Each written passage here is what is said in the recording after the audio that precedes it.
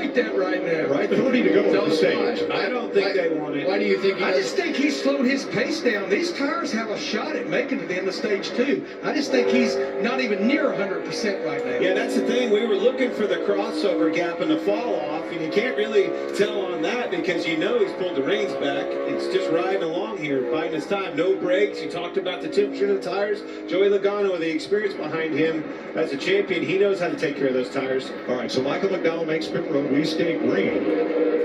And we'll take a break and plan for the end of stage 2 in Phoenix. Joey Logano leading Christopher Bell.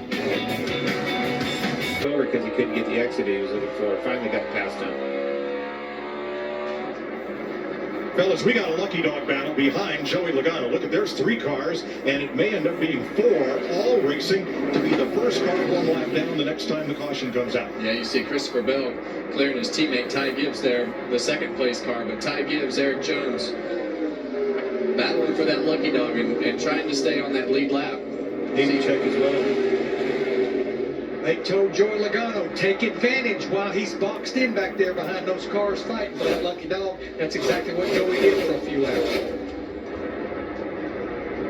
Well, the tire conservation piece of this, I really enjoy. We've seen this at a couple of the racetracks that we've gone to where we've had the softer tire, Bristol where we had the tire wear out for an unknown reason, and now hearing them coach Joey Logano through, hey, save tires, and listening to Larry talk about him backing off and using less brake. Those are all things to conserve those tires. Those are things that you learn when you race at all the short tracks around the country in different series. Well, that's what we've longed for. We've all been asking for it. We know the difference that it makes in the racing environment. Yes, you want them to take off and have the speed, but you need to be able to manage that. It puts it in the driver's hands. When that fall off is alive, that's when the racing is its best, in my opinion. You want the tire to not be able to look out, because Bell's gonna win this stage. It can't be a qualifying lap every lap, and they've done a great job of making these tires softer as we've gone to a lot of different places. So this is really what we want to see out of that softer tire, is that you can't just run a qualifying laps every lap.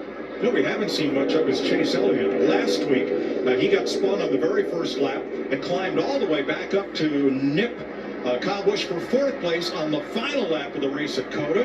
And he's had kind of a quiet day here, Jamie, currently 15th. Yeah, it really has. I've been listening to him on the radio. Hasn't said much recently, but the last time he did radio in, he said that the adjustments they made helped his rear grip, but he's still lacking lateral grip. And we heard that from his teammate, Kyle Larson, earlier. These two have very similar setups for this racetrack.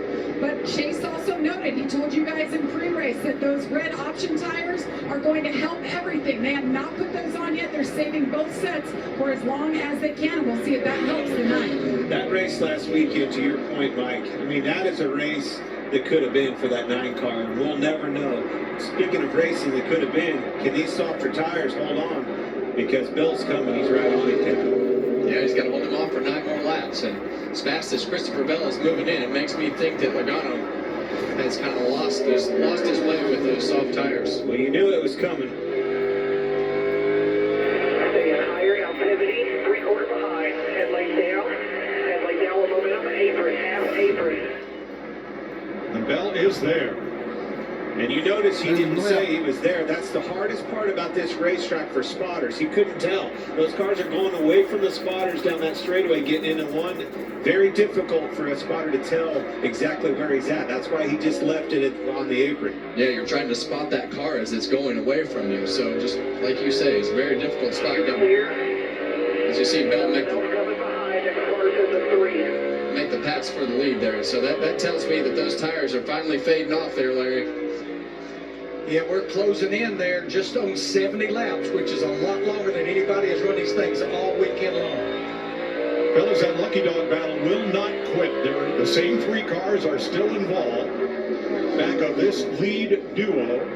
Now, we're looking at Larson in 9th, Berry in 10th, and there's that battle. Ty Gibbs to the inside, Eric Jones battling his teammate John Hunter Nemechek, and Gibbs And this has been some of the best racing on the track over the last 10 laps. And it's meaningful because at the end of the stage or the next caution, one of these cars is going to get to come rolling back on the lead lap. Yeah, there's only 20 cars that are on the lead lap. There's only 19 cars on the lead lap currently. So this is important to be able to keep yourself on that lead lap. And it's always the race within the race. And this is one of those scenarios that we talk about.